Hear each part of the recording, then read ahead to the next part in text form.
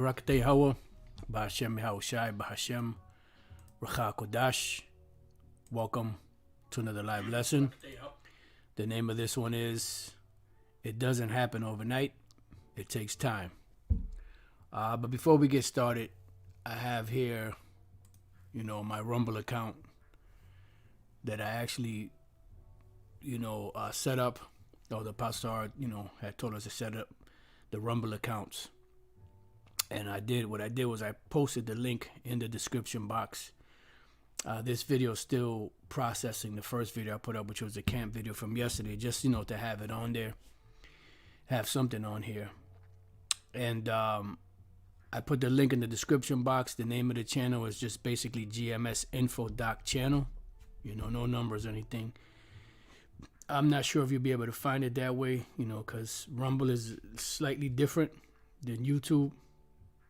It's the same, but it's a little slightly different, so just letting you know that you could go there and subscribe if you don't have a channel. If you want to make a channel, you can make a channel. This is, backup just in case anything goes down, because, YouTube is getting super sensitive, it's getting super small hat sensitive, which the whole world is getting that way. To let you know who's really in charge, who's in control.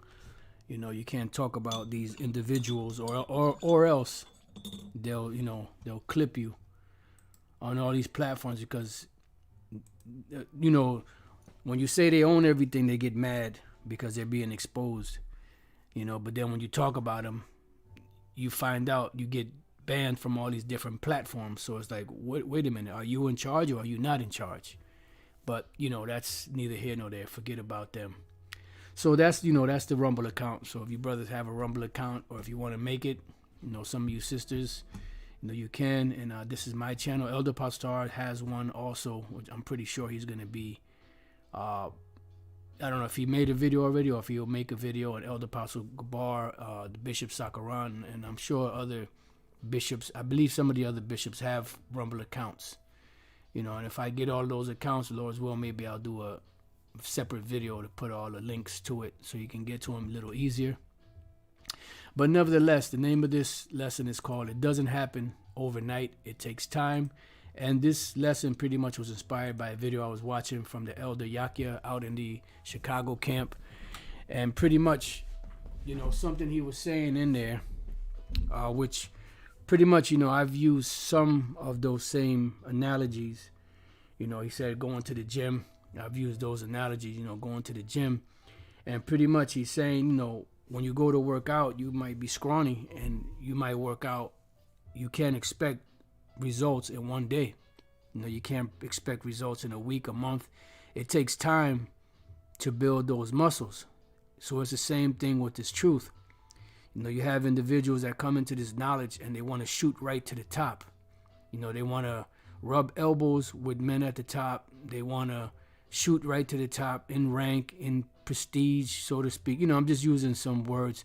And just to be equal, and the scriptures warn against that. Let's see if, I'm not sure how many times this word comes up.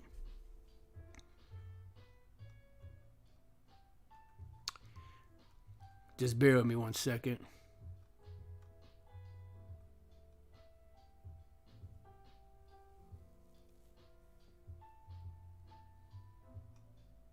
Right here. Sirach 32:9. If thou be among great men, make not thyself equal with them. And when ancient men are in place, use not many words. Now, this is not to exalt ourselves or anything by any means. It's just, this is part of the instructions in the book that we are to follow. These are the same things we followed when we were coming up. And I mean, I tell you from my experience, I'm sure other apostles and elders and bishops can tell you their experiences. But when I was around the elders, my voice, you didn't even hear me. I was in the background just listening and absorbing all that knowledge and wisdom, understanding, and just blessed to be in that position among these great men to be able to absorb all of this information. Because at the end of the day, if your mouth is running, you can't hear and grab those gems that are being thrown your way, you know? So you have individuals that want to rub elbows and be in that position that they haven't earned. Every man has his position, and you best better believe that that position comes with earning. And you will earn that position. We all will earn that position, you know, through the different tribulations and trials that we have to go through, you know. But to try to shoot up to that position on your own is not good. So it doesn't happen overnight. It takes time. So just want to go through some precepts I have here. Let's go first to Proverbs. I'm not sure how many of these precepts we're going to be able to get through, you know, because a couple of scriptures came to mind. I wrote them down. Then as you go to the precepts, there's other precepts linked to those precepts in the center of the between the page of the Bible, and it leads you to other, you know, scriptures that go hand in hand with this. So let's see what the Spirit, you know, or how much of this the Spirit allows to come out. Proverbs 25:4.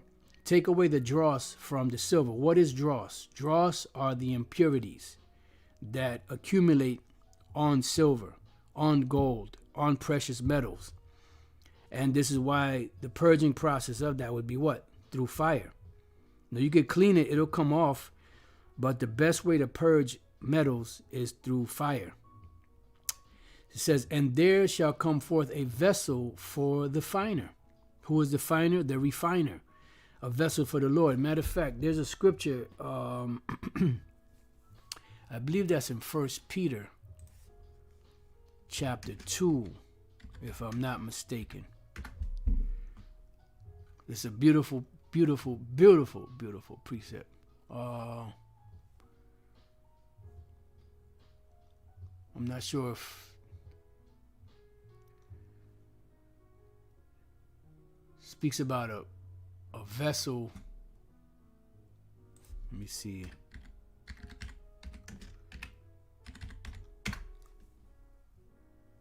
Oh, 2 Timothy. I thought it was Peter. 2 Timothy 2:20. But in a great house there are not only vessels of gold and of silver, but also of wood and of earth, and some to honor and some to dishonor, right? So you have to, you know, keep that in mind. This is why the Apostle Paul spoke about the fruits of the men that build other men up. Those fruits, some of them are, you know, precious metals, and some of them are wood, hay, or stubble. You know, some of them are precious stones. Some of them are wood, hay, or stubble. It all depends on the, you know, on the individual and the spirit that's in that individual, whether he is of the elect or not. It says, if a man therefore purge himself from these, you know, dealing with iniquities and all that, and then he gives you a list of things above that, you know, keeping brethren, you know, you know, studying, keeping brothers in mind to the gospel, so on and so forth. And there's many things. It says, if a man therefore purge himself from these, he shall be a vessel unto honor, sanctified, made holy, purified, and meet for the master's use, and prepared unto every good work. You see? So this is, you know, the way to get there. This is why we've always told brothers from the gate, you know, a lot of individuals come into this thing and don't know what they're involved in, don't know what it takes to be in this truth. You know, they come into this thing for the wrong reasons. Now, you could be brought to it for the wrong reason and then eventually turn around and start heading in the right direction. It all depends on the spirit and power of Yahweh Bashim Yahushai, you know. But that's the point, you know, that the Lord is the one that does the guiding. So let's go from there. Let's go back to Proverbs 24:5 now. Take away the wicked from before the king, and his throne shall be established in righteousness. Right. So the wicked heart, the wicked just in general, cannot sit up on the throne of righteousness. So what we're going through is a purging process, you know, getting those niggerisms out of us, you know, the different, you know, schisms and whatever it is that we have within ourselves, you know, that is not meet MEET, for this truth. That's why the John the Baptist said, bring forth fruits meet for repentance. And then when those fruits come in, they go through a purging process. This is the right, of kings, so to speak. The right of the saints of the Most High. That's a lesson right there. The rights of the saints of the Most High. So take away the wicked from before the king, and his throne shall be established in righteousness. Right. Because this is what we're striving for. We're striving for righteousness, for perfection in Yahweh Bashem Haushai. Because we know we can't be perfect in these bodies of our own, but mentally we can be. Mentally we can be perfected. This is why the Apostle Paul said that he will teach wisdom or speak wisdom among them that are perfect. Perfect in what? Perfect in understanding. Put not forth thyself in the presence of the king, and stand not in the place of great men. You see? So in other words, wait until you're put in that position. And this is why the Apostle Paul warned Timothy. He said, lay hands suddenly on no man.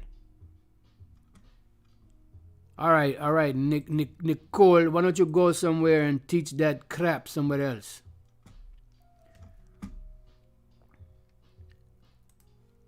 It says, put not forth thyself in the presence of the king, and stand not in the place of great men. Right, wait.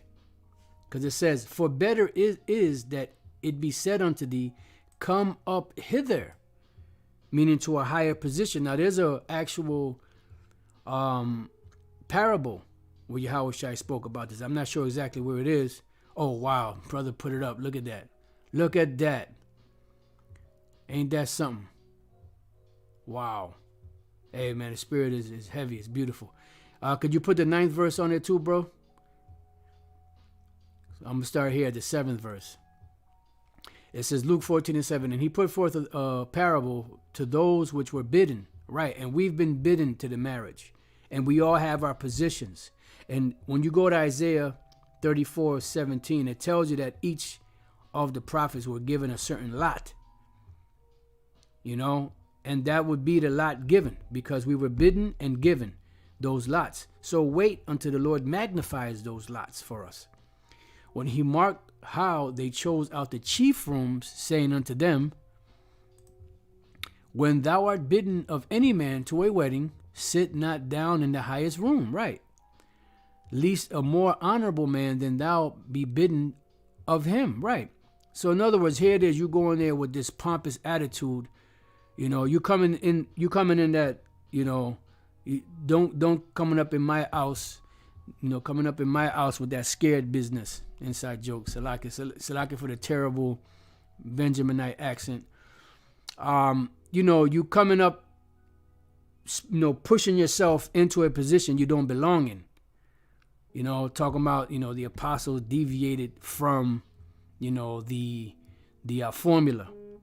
Talking about that Apostle Tahar should retire because he's too old now and all this other bullshit. When the scriptures don't say anything about, I never read it, and thus that day did Elijah the prophet retire. Or thus in that day did Jeremiah the prophet retire. No, when the prophets retired? When they went back in the spirit world.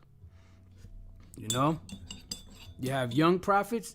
Young prophets get older. Then they get old to become old men. And then they die. Go back in the spirit. There ain't no home for retired prophets. And thus that day when Isaiah walked past the retirement home for prophets. And thus he said unto them, blessed be ye of the Lord, for you have walked your path, or whatever the case may be. No, man. But this is the pomposity, of certain individuals that fancy themselves, to take these higher positions that were not given to them. All right, verse 9, somebody put the water. I'm going to read this one. And he that bade thee and he that bade thee and him come and say to thee, give this man place, and thou begin with shame to take the lowest room. Right, because every man was given a certain portion. But when thou art bidden, go and sit down in the lowest room, that when he that bade thee cometh, he may say unto thee, Friend, go up hither. Then shalt thou have worship in the presence. Right. Because then, in the presence of them that sit at meat with thee, right? Because you waited for your opportunity. You know, you waited for the time when the Lord exalted you and you were put in that position. And now you're good, because now you don't have to leave that position with shame to come down to a lower place. You know, because you humbled yourself, you went down to a lower place, and the man, the host that threw the feast, which is Yahweh Shai, Yahweh Bashem Yahweh Shai, said, No, friend, come up here. You belong up here. You don't belong down there. You know, but this is the reason we say that a lot of individuals don't know what they're involved in. They want that instant gratification without having gone through the trenches. So Proverbs 25:7 says, For better it is that he said that to it, Salakia, for better it is that it be said unto thee, Come up hither, than that thou shouldest be put lower in the presence of the prince whom thine eyes have seen. Right. Here it is. Now you got shame because you had to go down to a lower, seat, because you thought within yourself, well, I. And the scriptures say, he that exalteth himself shall be abased. Galatians 6:9, and let us not be weary in well-doing. And the well-doing is what? Teaching his word, going through the different trials and tribulations, which are really molding us and sculpting us, even though it don't feel good and we don't really see it at the moment. All we see is the blue flames of hell, tearing down the road, motherhead. Inside joke. But it says, and let us not be weary in well-doing, for in due season we shall reap if we faint not. Why? Because that's why Yahweh said, when the Son of Man shall come on the earth, shall he find faith on the earth? And the answer to that is yes, because, there will be the elect that will have and keep that faith. But it's going to be to the point where it feels hopeless until the hope is manifested. Now, when we look at this word due season, right? Due is idios, right? Which means pertaining to oneself, one's own, belonging to oneself, right? So it's something that's due to someone. For what? For a particular job. Because we are servants. We've been hired to do a particular job. And the Lord give us, when the time comes, he'll give us our rewards when he comes back. This is why the Apostle Peter said, Lord, we gave up everything. We gave up our wives, our children, everything. What shall we receive in return? What's the reward? Yahweh said, you that have given up wives and children and so on and so forth shall receive 100-fold. So this is what we're striving for. We're striving for everlasting life and everything else that comes with it. The kingdom of heaven and everything else that comes with it. So going back, do, right? The things that belong to someone. Why? Because they work for it. And then the word season is the word kairos, which is time. Kairos, due measure of time, a larger or smaller portion of time, a fixed and definite time. Right here, the decisive epoch waited for. Right. In other words, the time when the gifts and the rewards will be handed out. And that's when Yahweh Shai gets back. When they had that man that was taller than them all and put crowns on each one of them that stood so stiffly for the name of the Lord. That's when it's time. So it says that we will reap in due season if we faint not. Now let's go from there to 1 Peter chapter 5 and 5. It says, likewise, you younger, submit yourselves unto the elder. Yea, because everything is to be done what? Decently and in order. There is an order established. If a man that the Lord set up over you tells you to do something, and that's something that he's telling you to do is in righteousness, not wicked, and you say, nah, I don't feel like doing it, I'm not going to do it, then you're being wicked. Because you're looking at the man, he just, so and so and such and such. But if, an elder tells me, or somebody that's over him, or somebody that I respect, then I'll do it. But if he tells me, I ain't going to do it because I don't really respect him like that. That's wicked. Because you're being a man pleaser. You're doing things for eye service. And this is the thing, Jake comes into this knowledge bringing that niggerism with him. They never cut that old man off. All they do is just add on the truth to that cesspool of a person they were in the world, and they become worse than they were. You have to put that shit, whatever was in the world, you got to leave that shit in the world.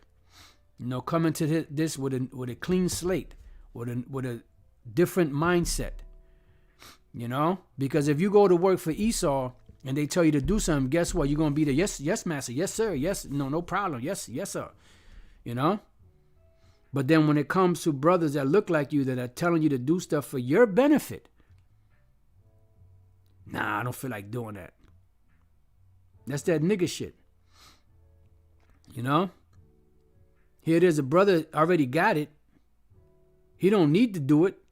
He's trying to help you out and giving you some direction to help you to get where you need to be mentally, spiritually, and you're like, nah, I don't feel like doing that. Well, guess what? If you continue with that attitude, you're going to fall out. Just going to tell you straight up, like as it is. Because the Lord don't tolerate insubordination. We're a brotherhood. Yes, we are brothers. But there's a rank and file. I hate to use the terminology, but it's true. That must be followed. And this applies to wherever it applies. If it applies to you, then make sure you change your ways. Just speaking in general. If it applies to you, then make sure that you get it right. Because when the Lord steps in, it's over. It's over, B. So likewise, you younger, submit yourselves unto the elder. Yea, all of you be subject one to another, right? Because we are all in subjection to one another. Because if one member hurts, we all hurt, It says, and be clothed with what? Humility, not pride, because pride is a different beast. It says, for the Most High resist the proud and giveth grace to the humble. Then it says, humble yourself, therefore, under the mighty hand of the Most High, because these men were set up by Yahweh Bashem Yahushai, that he may exalt you in due time, not you exalt yourself. You see? I'm pretty sure those are the same words, due time. Well, kairos, which is time, due time, and an appropriate time that was set. You see? All right, so let's move on from there to Ecclesiastes chapter 10 and verse 16. It says, woe to thee, meaning destruction to thee, O land, dealing with someone that's going to be put into rulership among the people, because the land is nothing without the people. So woe to thee, O land, when thy king is a child. Why? Because he doesn't have the proper understanding yet. He has not been built up enough to be able to,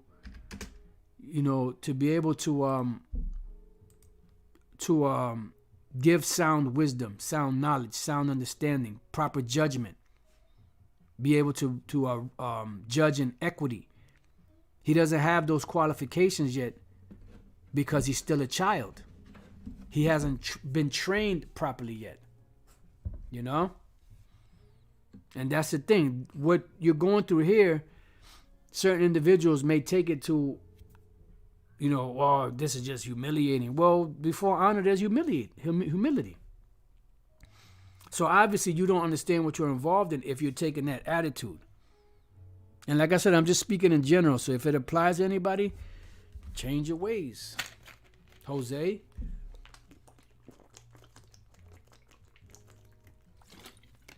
So Proverbs 4 and 7. These are instructions. Wisdom is the principal thing. Therefore, get wisdom. And with all thy getting, get understanding. Yahweh Shai said, learn of me. You know, for my yoke is light. He's lowly. You know, when he washed the disciples' feet, he lowered himself. He condescended down to them, you know, to show them how they should act and react among themselves. You know? So going back, Ecclesiastes 10:16, woe to thee, O land, when thy king is a child, and thy princes eat in the morning, right, before time. They start eating, and what happens? They neglect everyone. They push. They're not properly, you know, trained. So they're going to be riotous. That's why you have kings that are stoic, like Marcus Aurelius, and their son Commodus, which took over the crown when his father passed. He was not disciplined. He was not willing to be subjected under the discipline of knowledge, wisdom, and understanding as his father was. And it was no fault of his father, because his father, you know, taught him, but he just was in that Epicurean type of lifestyle. He just wanted to have fun. He read that Cyndi Lauper song wrong. Instead of girls want to have fun, boys want to have fun. Salaka for the corny joke. Isaiah chapter 3 verse 1. For behold, the Lord of hosts, doth take away from Jerusalem and from Judah the stay and the staff, the whole stay of bread and the whole stay of water. Right. This is why we fell into the conditions that we've been in, because the Lord took away that hedge from us, you know, to where we weren't fed, because our power wasn't feeding us, because we turned our back on him. So he turned his back on us. The mighty man and the man of war, the judge and the prophet and the prudent and the ancient, the captain of 50 and the honorable man and the counselor and the cunning artificer and the eloquent orator. So the Lord took all these things away from us. And I will give children to be their princes. And this is dangerous when you have a child being in a position of rulership, because they don't know what the hell to do, because they have not been trained properly. You see? So it goes on to say, and babes shall rule over them. Right? You have Esau, which is pretty much a child, a babe. But then even among some of these camps, you have individuals in leadership positions that have no reason to be in those positions. They have no qualification, no skills to be real leaders. This is why they make rash and stupid decisions, because they were not trained properly, because they wanted to shoot to the top without being properly vetted, without being properly nurtured in the spirit, because they got high-minded. This truth is not about just you got a good memory, you can memorize all the breakdowns. It's more than that. You know, it's not just about, you know, calling Esau the devil. I mean, there's a whole lot that goes along with this. It says, and the people shall be oppressed. Why? Because the ones that's ruling over them are children. It says, everyone by another, right? Everyone by his neighbor, the child shall behave himself proudly against the ancient. And we see this happening right now. You have those that are unthankful, that are children, you know, that haven't really been brought up properly. And they're puffing and acting proudly against the ancients, telling the elder pastor he got to retire. Who the fuck are you? You know? And the base against the honorable, right? You have base, look, you have vessels unto honor and vessels unto dishonor, even among Israel. You have those that are base and those that are honorable. And guess what? The Lord Yahweh Bashem Yahushai is going to set the honorable in their place in proper time. You know, and even the honorable are going through a process of trials and tribulations and different things that they go through that's actually molding them even more. They may think, well, I don't need no more molding, but the Most High said, well, I'm going to mold you some more anyway, because you're my precious, you know, vessel. You know, that's why it says, despise not thou the chastening of the Lord, for whom he loveth, he chasteneth and rebuketh often. Elder Apostle Gabar put a scripture up. Salaki, I haven't really been reading a lot of these precepts. Philippians 2:4, look not every man to his own things, but every man also on the things of others, right? Because it's not just about you. And that's another thing in Israel. There's like a selfish spirit among these individuals that think that it's all about them. They take themselves a little too serious. It says, when a man shall take hold of his brother of the house of his father, saying, thou hast clothing, be thou our ruler, and let this ruin be under thy hand. Right. Here it is. A guy has no training. He ain't properly vetted. He ain't been brought up properly. And they want to just throw anyone in there. That's why individuals flock to those that cater to their lifestyle. A lot of times in Israel, I say probably like damn near 50%, or maybe even the ratio might be higher.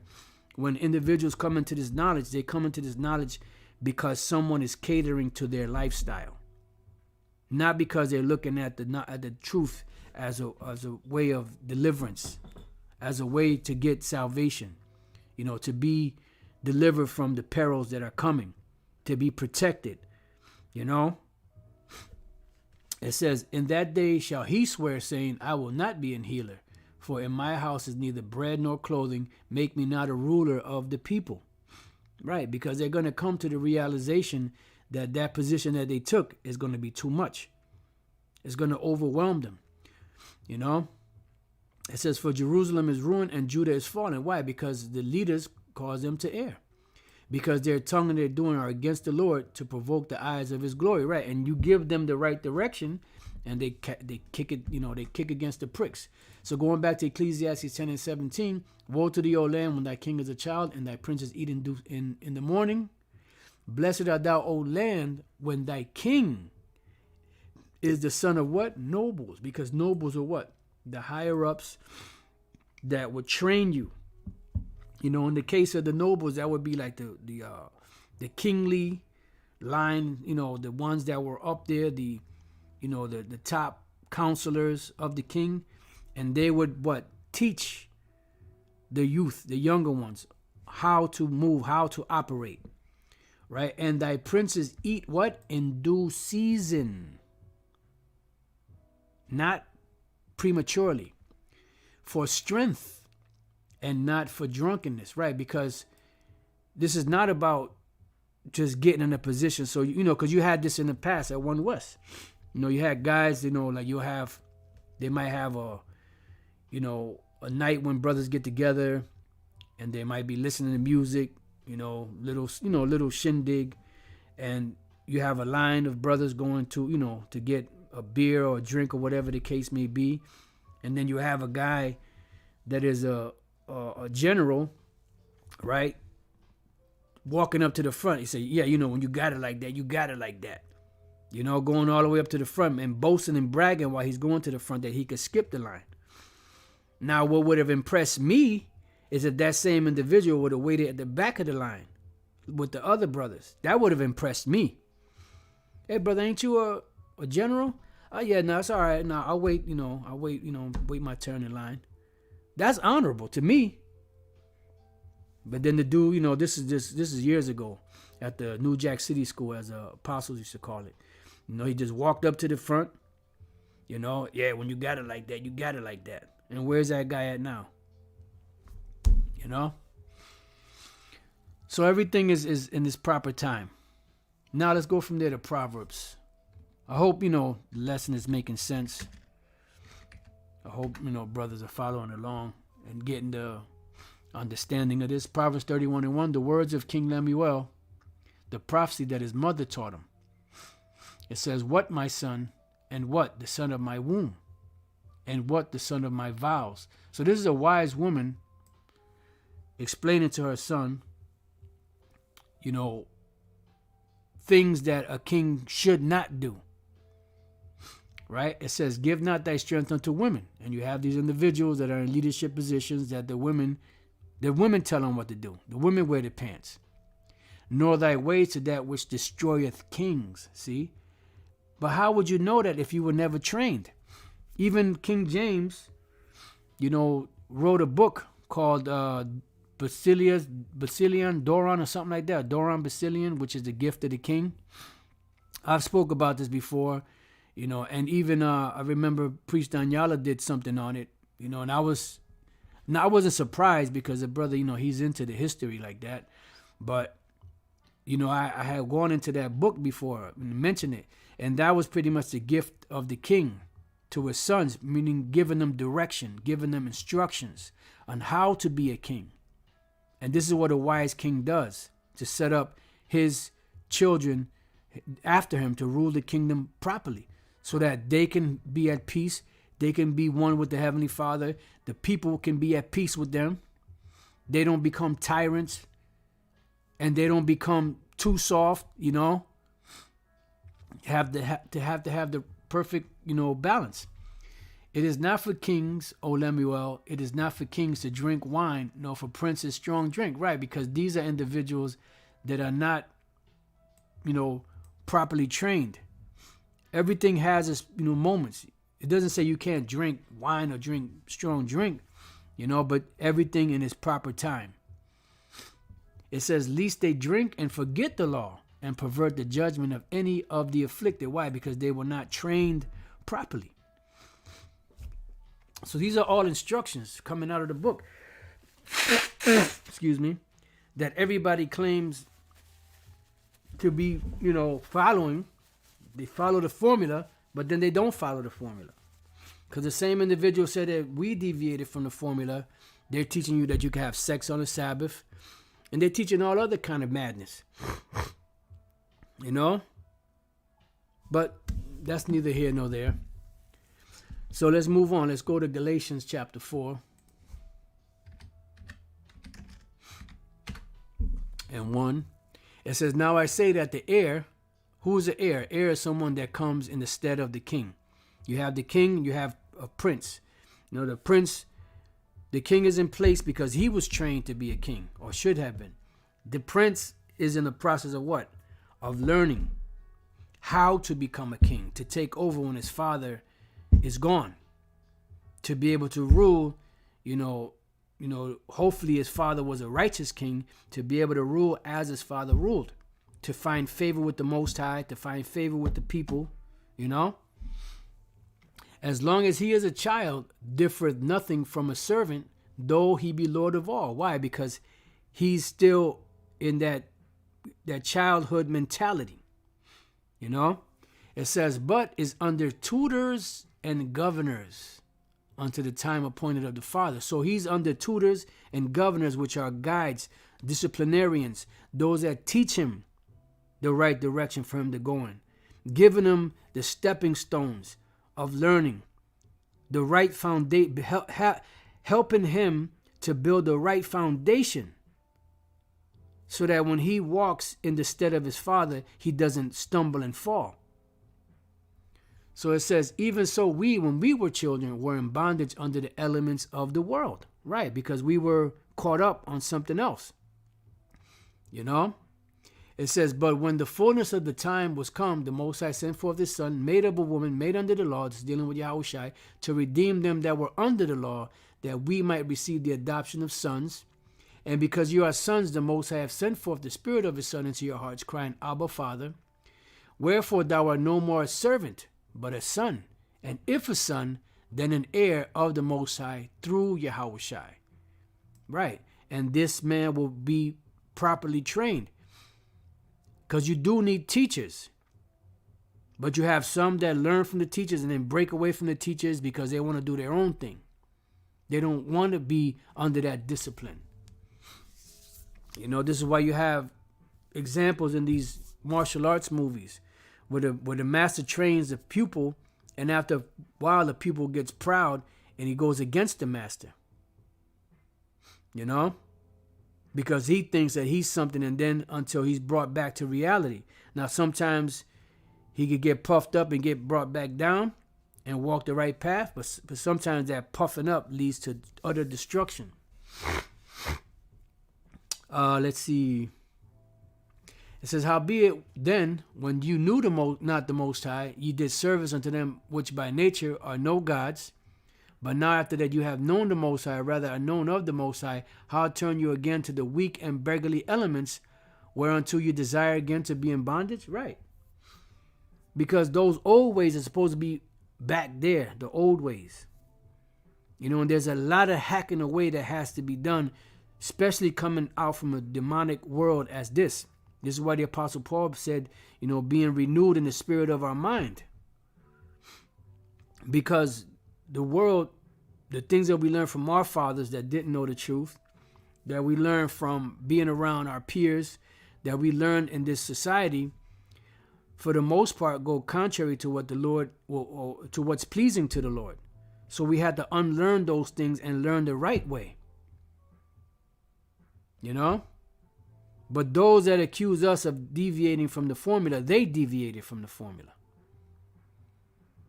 This is why you would have the audacity to say that you can have sex on the Sabbath when that's unholy.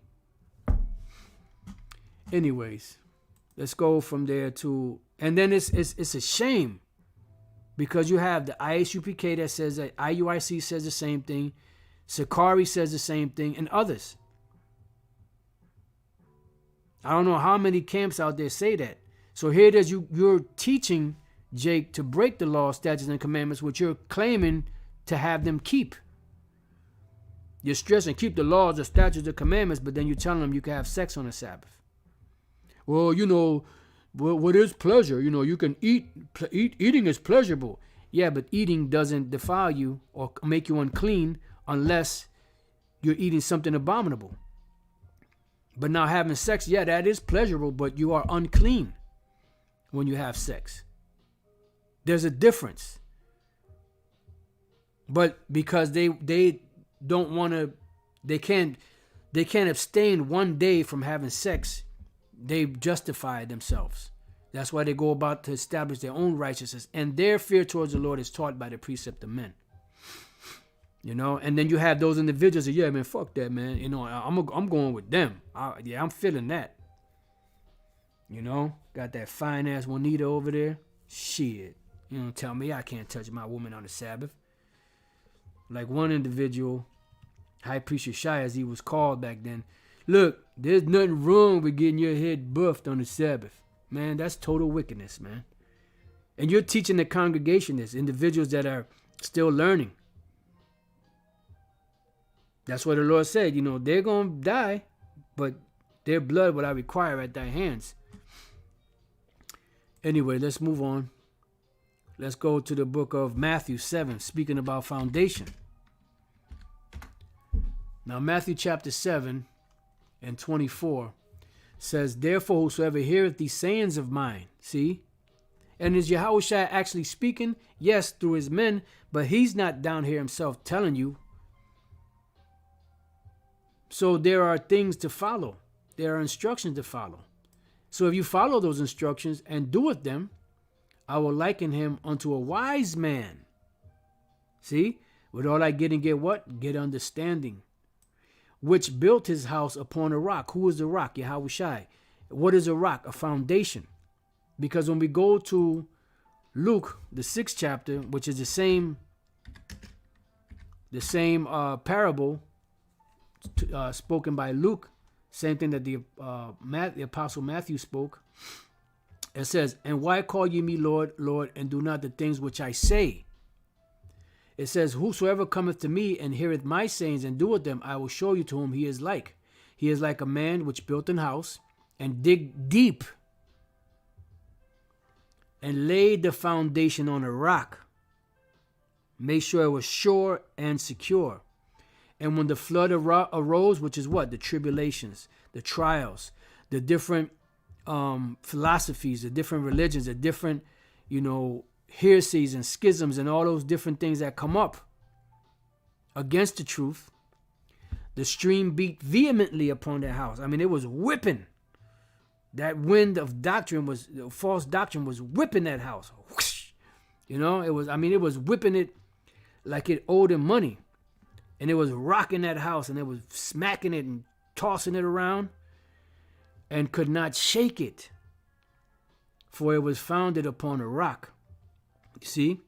So it was immovable, unmovable. Why? Because of the foundation that was set by it through the instruction that this individual received through the Spirit of Yahweh Bashem Yahushai.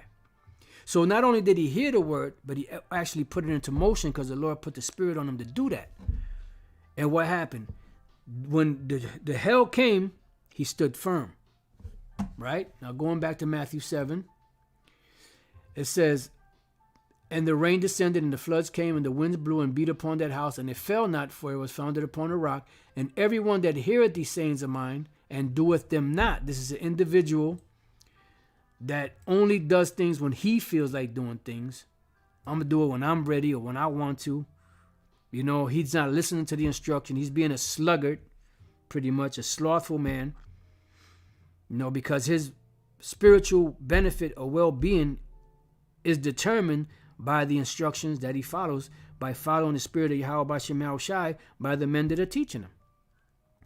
Shall be likened unto a foolish man, which built his house upon the sand, and there is no foundation there. Now you can get some building on the sand. You know, you can start building and start looking good, but eventually what's going to happen? As you keep building, it's going to sink, it's going to fall apart because it doesn't have anything to hold on to. You know, it says, and the rain descended and the floods came. That's all the hell.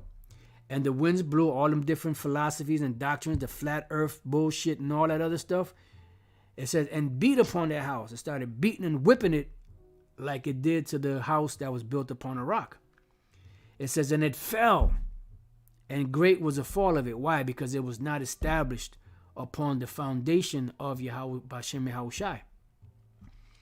So back here, right, it says, but he that heareth and doeth not is like a man that without a foundation built an house upon the earth, against which the stream did beat vehemently, and immediately it fell.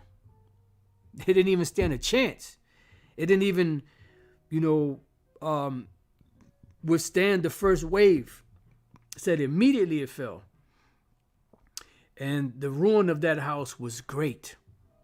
Why? Because now people are going to be mocking this individual because, he built his house and didn't have the stability of it because he didn't take the time to listen and build properly, because he wanted to skip, from the beginning of the instruction book to the end of the instruction book without, properly getting all of the steps correct. This is a formula. Cooking, you can cook, you can throw stuff together. Anybody could be a cook. But a baker is a lot different. There is a formula to baking. And if you deviate from that formula slightly, the end product will not come out right. This truth is a formula. And if you deviate from the formula, you will fall. You will falter. So we're being accused of not following the formula, and we deviated from the formula. But the Lord said, you shall know them by their fruits.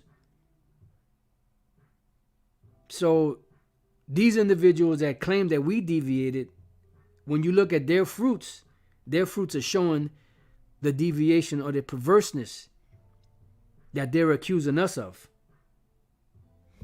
Salaki for 1 minute.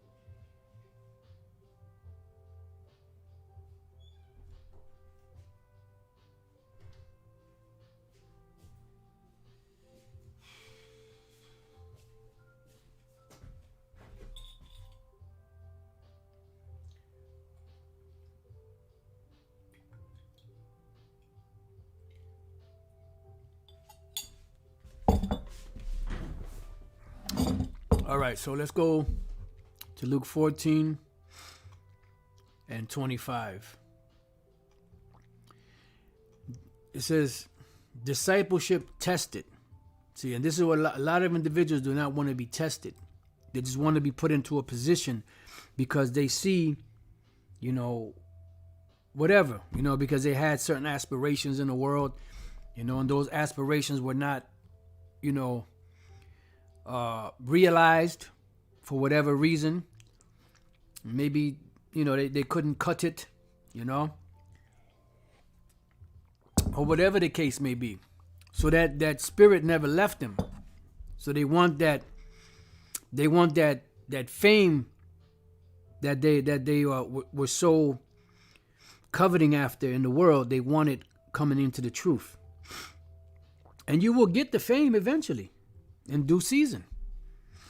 So it says 14:25, and there were great multitudes with him, and he turned and said unto them, if any man come to me and hate not his father and mother and wife and children and brethren and sister, yea, and his own life also, he cannot be my disciple.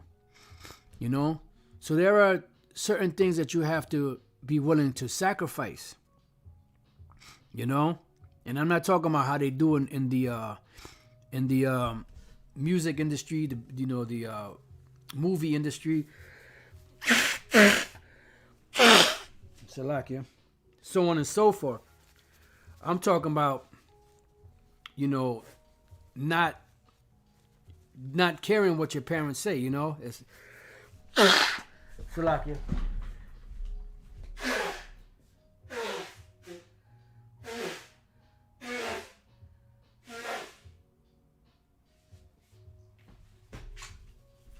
Damn. Salakia for that. In other words, if they tell you to try to do something against the truth,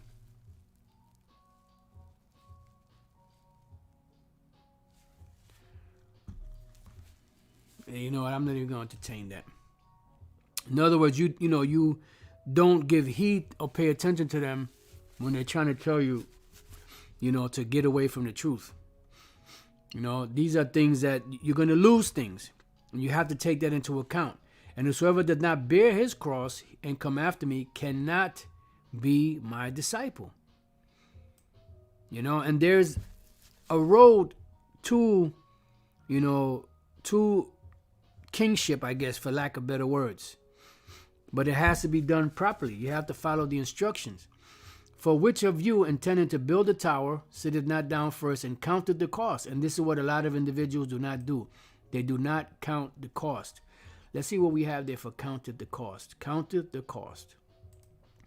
The word there is sephitzo, to count with pebbles, to compute, right? To compute, calculate, reckon. See, said a lot of individuals do not calculate what it takes, to make it in this truth. Because the Spirit of the Lord did not open that up to them. You have to be able to calculate that. So, damn, if I lose my woman, will I be able to still go out there and teach? If I lose my job, will I still be able to go out there and teach? If I lose the affection and the respect of my father or mother or sister or brother or whatever the case may be, uncle, aunt, grandma, grandpa, will I still be able to go out there and teach? Because some Jakes have a real tight family union, So you have to be able to say, well, if they turn their back on me, then I got to move on. You have to be able to consider these things. I remember years ago, when we used to be on the comment boards for hours, answering questions, there was an individual that came on there, said, hey, brothers, man, my family, they're coming against me, man, for teaching the truth. And like, brother, what do you think you were involved in? What do you think this truth is all about? I mean, he was just losing his mind. Because you think that you could just pick the Bible up, learn, and then just go out there and teach. No, you have to know what you're involved in. You have to know what it takes. And overall, you got to pray to Yahweh Bashem Yahushai to guide and lead you. Guide and lead us every day. You know? All right, so let's go back. It says, for which of you intended to build a tower, sit it not down first and counted the cost. Let's go to the word cost. The word there is dapane. Expense, cost, right? Because there are expenses, to this. Expense as what? Consuming. To devour. Because you have to remember that our old man is being devoured by this word, the healing. And the new man is being created and formed, chiseled by these same words that are doing the purifying. And it's not a pretty sight. It's not a pretty road. But at least if you know that that's what you're going to go through, at least it gives us, a sense of, okay, when it comes, at least I know it's coming. So we can brace for it. And that's what the instructions are there for. And that doesn't happen overnight. It takes time. So going back, whether you have sufficient to what? To finish it. Because anyone can start anything. But can they finish? He that endureth to the end, the same shall be saved. What the word endure mean? The word endure means to be made hard. By constantly going through something. When you constantly go through a certain routine, afterward you become hardened. After a while you become hardened. When I've used this analogy before through the Spirit. When you first get into, let's say, agriculture, there's another term for, I always forget that term. When you're digging up plants and trees and grass and all of that stuff. I always forget the damn term for that. Or when you're digging holes for posts, for fences and all that. Your hands, horticulture, nah, that doesn't sound like it. There's another word. I mean, that might be it, but it's another word. Your hands get raw. You get blisters, and the shit hurts. But after a while, you keep digging. What happens is a callus grows over the hands. Landscape. There it is. Landscape. But I don't know, for some reason I can never remember that freaking word. There it is. It's landscaping. And after a while, your hands become callous from the constant doing the same thing over and over again. And before you know it, what used to hurt doesn't hurt anymore, because now it's been calloused over, and now it's second nature. And that's how it is. We have to become callous in the spirit to a certain degree. It says, and that way okay, well, I will be able to finish Lord's will, because the Spirit is molding me and shaping me to what I need in order to be able to get to the finish line. Right? So it says, least happily after he had laid the foundation and is not able to finish it, all that behold it begin to mock him, saying, this man began to build and was not able to finish.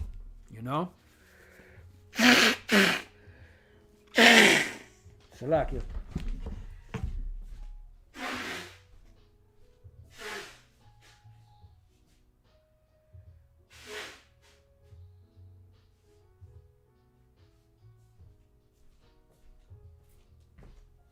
Please forgive me for that.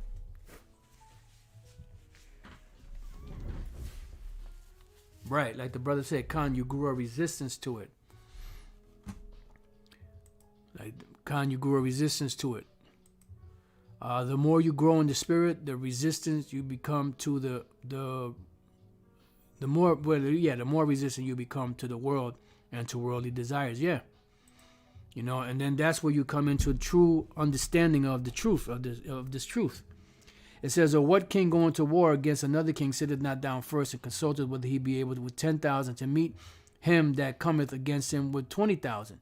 Right, because This is why the scriptures say, and wisdom and knowledge shall be the stability of thy times and strength of salvation, because this knowledge is the arsenal, the spiritual arsenal that we need. That's why the Apostle Paul said to put on the whole armor of the Lord. Everything. No matter how bitter it might seem. Because the whole Bible is the arsenal. Not just the parts that you like. You have to have the sweet with the bitter. You have to take the bitter with the sweet.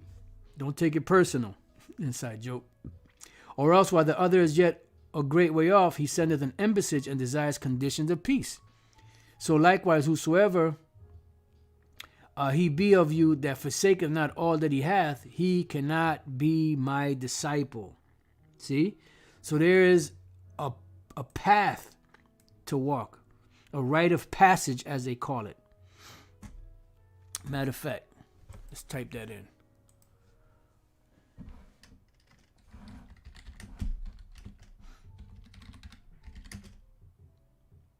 Rite of passage meaning. Rite of passage, a ceremony or event marking an important stage in someone's life, especially birth, puberty, marriage, and death. Let me see what this one says. A ritual event or experience that marks or constitutes a major milestone or change in a person's life. Yeah. And this, you have to go through that. Rites of passage celebrate the social movement of individuals into and out of groups, or into or out of statuses or critical importance to the individual and to the community, right?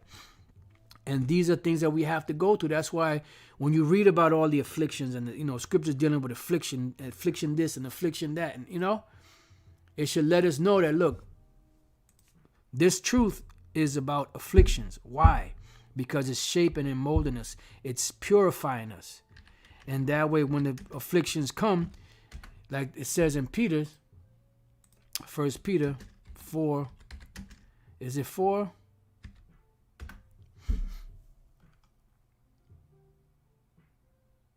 Right, 4 and 12.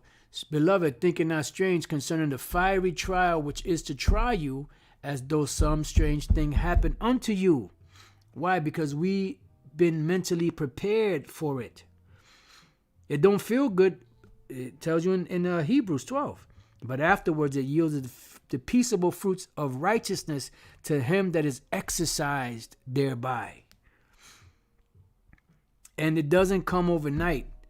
You're going to go through a purge. You're going to back off. You're going to do spiritual healing. Then you're going to go through another purge. The Lord will back off a little bit, let you go through some more spiritual healing. Then you go through some more fire and more fire and more fire. And before you know it, when the master, Yahweh Bashem Yahushai, looks at this specimen that has been molded and shaped by this fire of affliction, he's like, man, this thing is coming out. It's coming out all right. Put some more fire on it. Acts 14 and 22. Confirming the souls of the disciples and exhorting them to continue in the faith. Why? Because it's going to get tough. It's going to get hard. But there's why there's always a constant reminder of what's coming.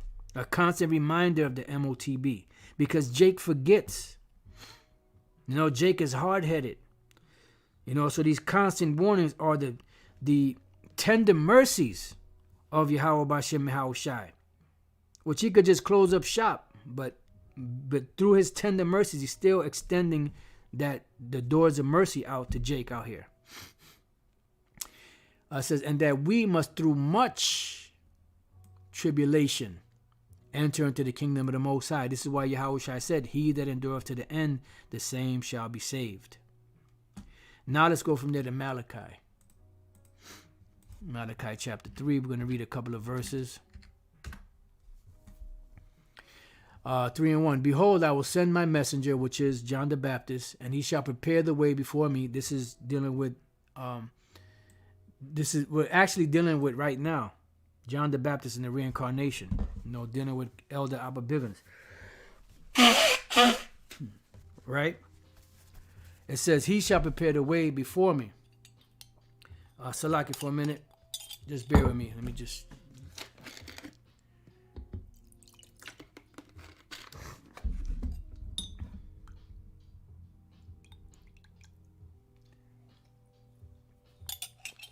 Okay. It says, so this is really dealing with right now. Dealing with Elder Abba Bivens, which, through the Spirit, we believe that he is John the Baptist, because no other man has done what he's done to lead Israel in the direction that they're in right now. Everybody out there that's teaching about Israel, for the most part, learned from this man. And the Lord whom ye seek shall suddenly come to his temple, that's Yahushai, even the messenger of the covenant, which is Yahushai, whom ye delight in. Even the Apostle Peter said, in whom ye see not, but you delight in him, or love him, something along those lines. It says, behold, he shall come, saith the Lord Yahweh Bashem Shai of hosts. But who may abide the day of his coming? And who shall stand when he appeareth? For he is what? Like a refiner's fire, and like fuller's soap. These are things that what? Purify. Refiner's fire. Matter of fact, the John the Baptist said that about Yahushai. Matthew chapter 3 and 11. I indeed baptize you with water unto repentance, but he that cometh after me is mightier than I, whose shoes I am not worthy to bear. He shall baptize you with the Holy Spirit, and with what? And with fire. And each man has his own level of fire and affliction, trials, tribulations that they go through. And they won't get more than they can handle. Whose fan is in his hand? Yeah, because he's the one that turns it up or turns it down. And he will thoroughly purge his floor. Because these grapes have to be totally perfect. These vessels have to be totally perfect before the Lord comes back.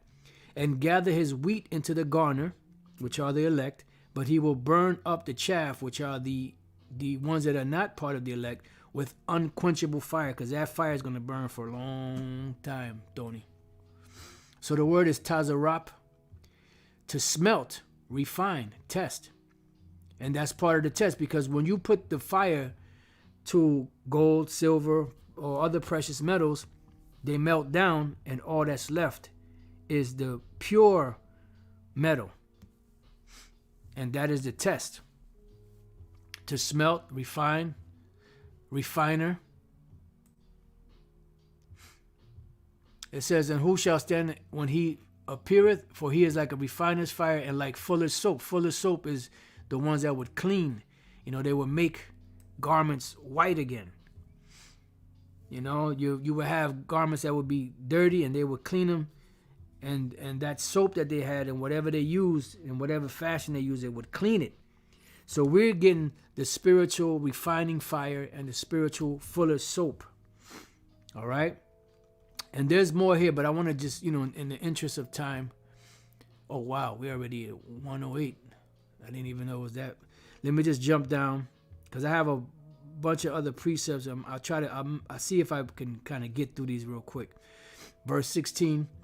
Then they that feared the Lord spake often one to another, and the Lord hearkened and heard it, and a book of remembrance was written before him for them that feared the Lord and thought upon his name. Yeah. And you're seeing who those are. And they shall be mine, saith the Lord of hosts, in the day when I make up what? My jewels. And making of jewels, making of jewelry is a process. It takes a process. And it's not a pretty process. But when you look at those processes or the finished work, when you go to these jewelry stores, you don't see the process that it took to get it from the state it was in to that precious state where you will be willing to spend money on it, where you look at it as precious. And that's what's happening right now. We're going through the press of the jewel making, process to be able to become those polished jewels that the Lord is going to make. And I will spare them as a man spareth his own son that serveth him. Right, because that's what the Lord is doing. That's Isaiah 54, I believe it is. Isaiah 54. Right, 11. O thou afflicted, tossed with tempest, and not comforted. Behold, I will lay thy stones with fair colors, and lay thy foundations with sapphires. And I will make thy windows of agates, and thy gates of carbuncles, and all thy borders of pleasant stones. And all thy children shall be taught of the Lord Yahweh B'Shem Yahushai, and great shall be the peace of thy children. You see? So this is what we're going through, that purging process. And I will spare them as a man spareth his own son that serveth him. Then shall you return and discern between the righteous and the wicked, between him that serveth the Most High and him that serveth him not. But it's a process. It takes time. Let's go real quick to Zechariah. I'm just going to go straight to the point. Because not 3. The 8th verse speaks about how the Lord is going to save a third and kill 2/3. The 9th verse is, and I will bring the third part through the fire. That's the refining. And will refine them as silver is refined. And will try them as gold is tried. That's that fire, the fiery furnace. They shall call on my name, and I will hear them, and I will say, it is my people. And they shall say, the Lord Yahweh B'Shem Yahushai is my power. Now let's go from there to Psalms 68. No, I'm sorry, 66. I'm trying to go straight to the point because there's a few verses here. Well, you know what? I'll start at 8. It says, oh, bless our power, ye people, and make the voice of his praise to be heard, which holdeth our soul in life, which is Yahweh B'Shem Yahushai to Israel, and suffereth not our feet to be moved.